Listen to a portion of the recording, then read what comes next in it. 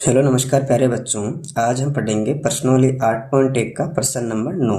इसमें प्रश्न आपके सामने है कि किसी ट्रायंगल एबीसी में इसमें कोण भी समकोण है, यानी कि इसका नाम दे दिया हमने ए, बी और सी। ठीक है, इसमें जो कोण भी है वो कितना डिग्री आपके 90 डिग्री है, ऐसा प्रश्न में दिया हुआ है। इसमें आगे पढ़ो, इसमें tan ए का मान कितना है बच्चों, 1/√3 है। तो हमने यहाँ पर उतारा दिया हुआ है एबीसी त्रिभुज में कोण भी समकोण है और tan ए का मान कितना है 1/√3। अब इसमें देखो जो tan का मान किसके बराबर होता है, इसमें tan का मान बराबर होता है L/A के, यानी L का मतलब लंब से है और A का मतलब आधार से है। यानी जो tan है उसका मान किसके बराबर होता है, लंब बटा आधार के बराबर होता है। इसको आप हिंदी में लिख सकते हो, ये ऊपर वाला लंब है और ये नीचे वाला आधार है।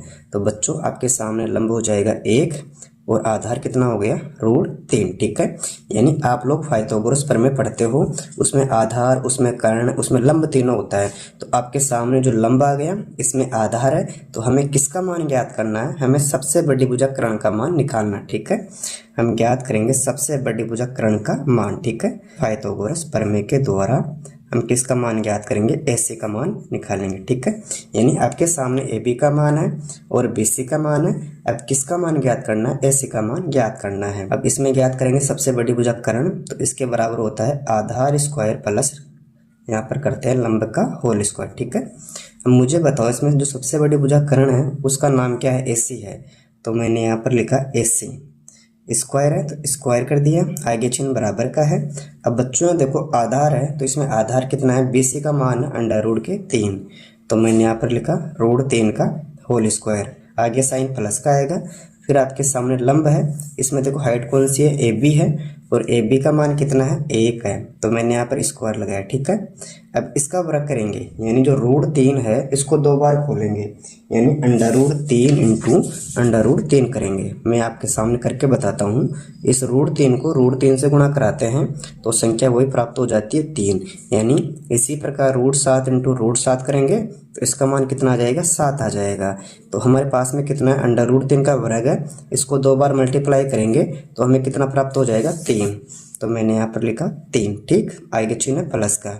इसके आगे 1 का वर्ग करेंगे, यानी 1 को 2 बार खोलोगे, कैसे, 1 इंटू 1, तो कितना आएगा आपके पास में 1 आ जाएगा। ठीक है, तो मैंने यहाँ पर लिखा 1 और यहाँ पर कर देंगे AC का स्क्वायर। ठीक है, अब इन दोनों को ऐड करो, यानी यहाँ पर 3 है और यहाँ पर 1 है, तो कितना हो गया बच्चों, ऐड करने पर 4।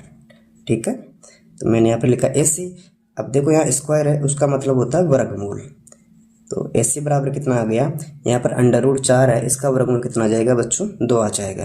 यानी आपके सामने AC का मान कितना आया, 2। तो मैंने यहाँ पर लिखा AC का मान आ गया 2। ठीक है, अब इसके बाद में आपको इसमें देखो यहाँ sin A का मान ज्ञात करना है, फिर cos C का मान ज्ञात करना है, फिर cos A का मान ज्ञात करना है, फिर sin C का मान ज्ञात करना है। ठीक है, इतना करने के बाद में इसका जो पहला प्रश्न है उसको देखो आप, इसमें क्या दे रखा है, मैं यहाँ पर लिख देता हूँ पहले, इसमें एक लाइन खींच देते हैं हम। ठीक है, अब इसमें देखो यहाँ पर sin A है, यानी आपको जो sin A का मान ज्ञात करना है पहले, फिर cos C है, हमें cos C का मान भी ज्ञात करना है। यहाँ देखो cos A है, तो मैंने लिखा cos A है, और यहाँ पर sin C है, तो मैंने यहाँ पर लिखा sin C। ठीक है, इसी प्रकार दूसरा प्रश्न भी देख लो एक बार। इसमें क्या है बच्चों, cos A, तो मैंने यहाँ पर लिखा cos A, फिर क्या sin AB है, तो sin A का मान भी ज्ञात करना पड़ेगा आपको। यहाँ पर cos C भी है, तो मैंने यहाँ लिखा cos C, और यहाँ पर sin C। ये बहुत आसान है, आप टेंशन मत लो, हम इसको बिल्कुल बेसिक बारीकी से समझेंगे। ठीक है बच्चों, इसमें हम जानते हैं जो sin का मान है वो किसके बराबर होता है, L/K के बराबर होता है। ये किसके बराबर होता है, L/K, यानी इसमें लंब और इस K का मतलब होता है कर्ण। ठीक है, अब इसमें देखो आप जो sin A, इसको मानेंगे हम कोण, क्या मानेंगे, देखो यहाँ पर A है तो उसको हम क्या मानेंगे, इसको कोण मानेंगे।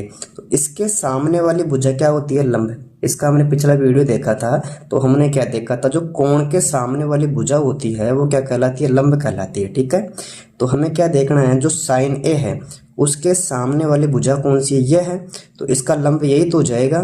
तो √3 हो गया लंब और इसके बात करें के की, इसका कर्ण कौन सा है 2, यानी इसमें साइन ए का मान कितना आएगा √3/2। अब आप एक काम करो, उसमें जहाँ पर ए है उसका मान पहले ज्ञात कर लेते हैं। देखो इसमें ए था तो हमने ज्ञात कर लिया।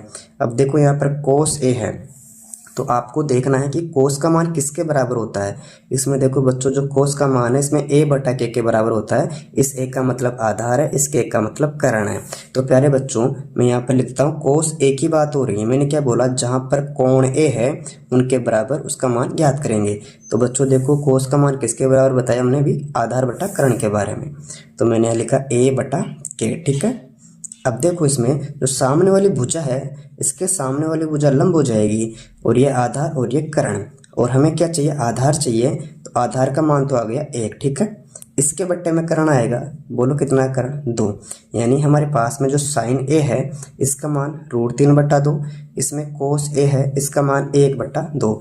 अब इसमें देखो आपके सामने कोस सी है, इसमें साइन सी है, इसका मान अभी ज्ञात करेंगे, बट पहले इनका मान ज्ञात कर लेते हैं। इसमें मैंने क्या बोला था कि इसका कोण ए है उसका मान पहले ज्ञात करेंगे। अब इसमें देखो कोस ए, तो प्यारे बच्चों जो कोस ए का मान हमारे पास कितना प्राप्त हुआ था 1/2, तो मैंने लिखा 1/2। इसी प्रकार इसमें देखो साइन ए का मान कितना है, तो हमने देखा साइन ए का मान √3/2 है, ठीक है। अब क्या बचा, कोस सी। आपको कुछ भी नहीं करना, जो ट्राइंगल है उसमें आपके सामने जो कोस है ना सी, इसको मानेंगे कोण, इसके सामने वाली भुजा हो जाएगी लंब, यानी ये कोण है, इसके सामने वाली भुजा लंब, ये आधार और ये कर्ण, ठीक है। अब इसमें देखो आप कोस सी, पहले देखो कोस का मान किसके बराबर होता है, आधार बटा कर्ण के बराबर होता है, तो मैंने लिखा आधार बटा कर्ण, ठीक है। अब लेकिन इसमें आधार चेंज हो जाएगा क्योंकि इसमें सी आ रहा है, इसमें जो थीटा है वो सी आएगा, तो इसके सामने वाली भुजा तो लंब है और आधार कितना हो गया √3, तो मैंने यहाँ लिखा √3। इसके बट्टे में कर्ण आएगा, इसके बट्टे में कर्ण कितना है 2, यानी आपके सामने कोस सी का मान कितना आ गया √3/2, ठीक है। इसी प्रकार आपको इसमें साइन सी का मान ज्ञात करना है। तो बच्चों आप बताओ पहले साइन का मतलब क्या होता है, तो हमने देखा साइन का मतलब होता है लंब बटा कर्ण, ठीक है।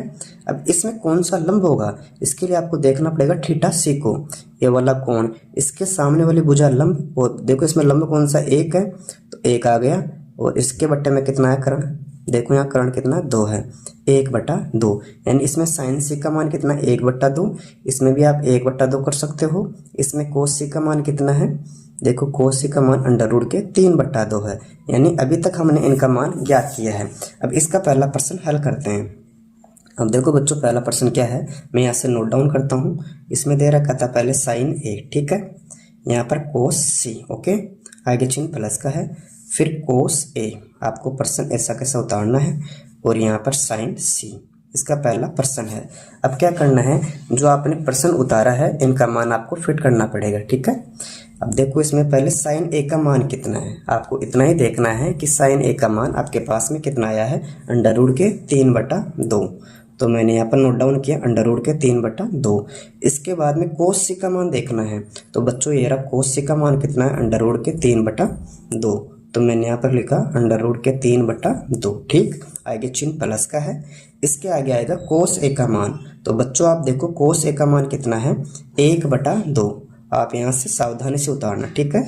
इसके बाद में देखो आप साइन सी का मान, तो प्यारे बच्चों साइन सी का मान आपके पास में कितना है 1/2, ठीक है।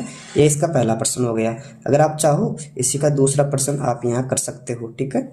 इसमें दूसरा प्रश्न क्या था, मैं यहाँ से नोट डाउन करता हूँ, कोस ए, ठीक है, फिर कोस सी, इसमें से माइनस करेंगे आप साइन ए का मान और साइन सी का मान, ठीक है। तो हम पहले इसका पहला प्रश्न करते हैं, फिर इसका दूसरा प्रश्न करेंगे, ठीक है। अब देखो बच्चों, इस ब्रैकेट का मतलब होता है इंटू करना, यानी यहाँ पर √3 है, यहाँ पर √3 है, इन दोनों को मल्टीप्लाई कराओ तो कितना आ जाएगा 3, ठीक है। फिर 2 को 2 से मल्टीप्लाई कराओ कितना आएगा 4, आगे चिन्ह प्लस का है। फिर 1 को 1 से गुणा कराओ 1 आता है, इसी प्रकार 2 को 2 से गुणा कराओ कितना आता है 2 दूना 4, ठीक है। अब इनका लघुत्तम लो, इसका लघुत्तम कितना आ गया 4, ठीक है। फिर 4 का भाग 4 में 2 एक बार, 1 को 3 से गुणा करते हैं तो बच्चों कितना आता है आपके सामने 3 आता है, आगे चिन्ह प्लस का है। फिर 4 का भाग 4 में देना आपको एक बार, 1 को 1 से मल्टीप्लाई किया तो कितना आएगा 1 आएगा, ठीक। अब इन दोनों को ऐड करो, इसमें 3 है, इसमें 1 है, कितना हो गया टोटल 4, इसके बट्टे में कितना आएगा 4, यानी आपको 4 का भाग 4 में देना है तो कितना प्राप्त हो जाएगा 1, यानी क्वेश्चन नंबर 9 का पहला प्रश्न है उसका आंसर में कितना मिलेगा 1 मिलेगा। ठीक है, अब इसी प्रकार जो इसका दूसरा प्रश्न है उसको हल करना है। ठीक है बच्चों, अब इसमें देखना आपको cos A का मान कितना है। इसमें cos A का मान आप कहाँ से देखोगे, हमने पहले मान फाइंड कर लिए। इसमें देखो cos A का मान कितना है, इसमें cos A का मान आपके सामने 1/2 है। ठीक, इसके बाद में देखो cos C का मान कितना है, तो प्यारे बच्चों आप देखो cos C का मान कितना आपके सामने √3/2 है। ठीक, आगे चिन्ह माइनस का है। इसके आगे आएगा sin A का मान, इसमें देखो sin A का मान कितना है बच्चों √3/2। ठीक, अब आगे sin C का मान लिखोगे, इसमें sin C का मान कितना है 1/2। बस कुछ नहीं करना, जो हमने मान फाइंड किया था उसको फिट करना। ठीक है, अब देखो यहाँ पर ब्रैकेट है, इसका मतलब होता है इनटू करना। इसमें √3 है, इसमें 1 है, यानी 1 को √3 से मल्टीप्लाई कराओगे तो कितना आएगा बच्चों √3 आता है। फिर 2 को 2 से गुणा कराओ, कितना आता है 4, आगे चिन्ह माइनस का। ठीक है, फिर 1 को √3 से मल्टीप्लाई करो तो √3 आएगा, और यहाँ पर 2 × 2 है तो कितना आएगा 4 आएगा। ठीक है, इतना करने के बाद में आपको देखना है एक संख्या तो प्लस की है, एक संख्या माइनस की है। यानी अगर मैं आपको सिंपल भाषा में बात करूँ, यहाँ 4 है, यहाँ माइनस का 4 है, तो 4 में से 4 गए तो कितना बचता है बच्चों 0 बचता है। ठीक है, तो इसी प्रकार एक संख्या प्लस की, एक संख्या माइनस की, तो इसका आंसर आ जाएगा 0। ठीक है, इस प्रकार जो दूसरा प्रश्न है उसका आंसर आ जाएगा अपने पास में 0। अगर आपको वीडियो अच्छी लगी, वीडियो को लाइक करें, मित्रों के साथ शेयर करें, और चैनल पर पहली बार आए हो तो चैनल को सब्सक्राइब अवश्य करें। Thank you.